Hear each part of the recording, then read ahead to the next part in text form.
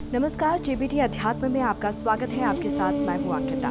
पितृपक्ष में पूरी श्रद्धा के साथ लोग अपने पितरों को याद करते हैं और उनके प्रति आभार व्यक्त करते हैं। माना जाता है कि पितृपक्ष में पूर्वजों की मृत्यु तिथि पर पिंडदान, श्राद्ध और तर्पण करने की परंपरा है। पितृपक्ष में पूरे विधि विधान से पितरों का श्राद्ध करने से उनकी आत्मा को शांति मिलती है और वो अपने वंशजों को सुख समृद्धि का आशीर्वाद देते हैं। ऐसी मान्यता है कि पितृपक्ष के दौरान हमारे पूर्वज किसी न किसी रूप में हमसे मिलने धरती पर आते हैं, हमारे घर आते हैं। बहुत से लोग पितृपक्ष में अपने घर पर ही ब्राह्मणों को भोजन करवाकर अपने पूर्वजों का श्राद्ध करते हैं, पर बहुत से लोग ऐसे भी हैं जो तीर्थ स्थानों पर जाकर अपने पितरों के लिए पिंडदान करते हैं और वहीं उनका श्राद्ध करते हैं। आज हम आपको ऐसे ही कुछ तीर्थ स्थानों के बारे में बताएंगे जहां जाकर पितरों का श्राद्ध करने से उन्हें मोक्ष की प्राप्ति होती है और पितरों का आपको आशीर्वाद प्राप्त होता है।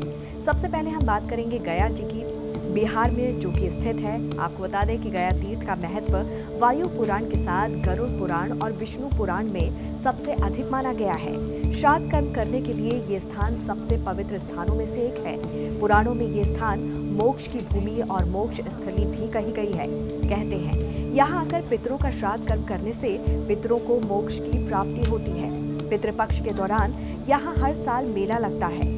अपने पितरों का श्राद्ध करने यहाँ लोग दूर दूर से आते हैं और श्राद्ध करते हैं। इसके अलावा बात करेंगे ब्रह्म कपाल बद्रीनाथ की, जो उत्तराखंड में स्थित है। तो आपको बता दें कि बद्रीनाथ में स्थित ब्रह्म कपाल घाट के बारे में ऐसा कहा गया है कि यहाँ किया गया पिंडदान गया से भी 8 गुना अधिक फलदायी होता है।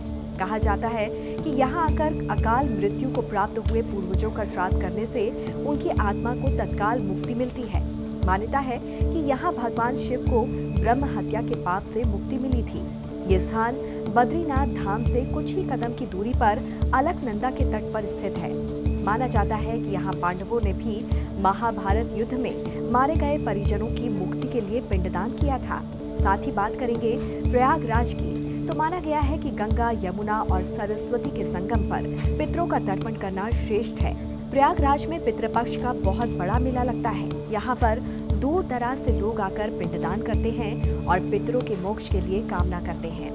साथ ही उत्तराखंड के सबसे प्रमुख तीर्थ स्थलों में से एक हरिद्वार, जहाँ लोग अपने पूर्वजों के अस्थि विसर्जन के लिए जाते हैं। यहाँ पर श्राद्ध करने से पूर्वजों की आत्मा को शांति मिलती है। भगवान राम की जन्मभूमि अयोध्या में सरयू नदी के तट पर पूर्वजों का श्राद्ध कर्म करने से उनकी आत्मा को मुक्ति मिल जाती है।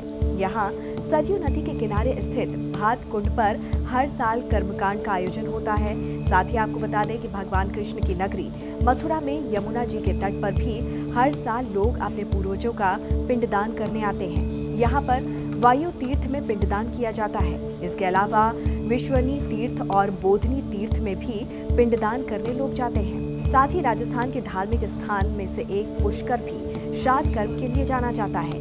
यहाँ पर ब्रह्मा जी का विश्व प्रसिद्ध मंदिर है। यहाँ की पवित्र झील के बारे में ये पौराणिक मान्यता है कि इसकी उत्पत्ति भगवान विष्णु की नाभि से हुई है। यहाँ पर 52 घाट हैं, जहाँ पर हर साल पिंडदान करने लोग दूर दूर से आते हैं। और बात करेंगे भगवान शिव की नगरी काशी की, तो आपको बता दें कि यहाँ पितरों का श्राद्ध करना परम पुण्यदायी माना गया है। कहते हैं कि काशी में प्राण त्यागने वालों को यमलोक नहीं जाना पड़ता। वैसे ही यहाँ पर श्राद्ध कर्म करने से पूर्वजों की आत्मा को परम शांति की प्राप्ति होती है।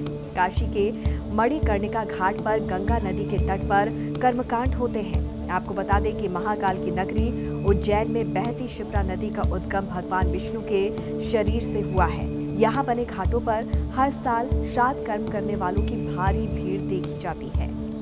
नमस्कार।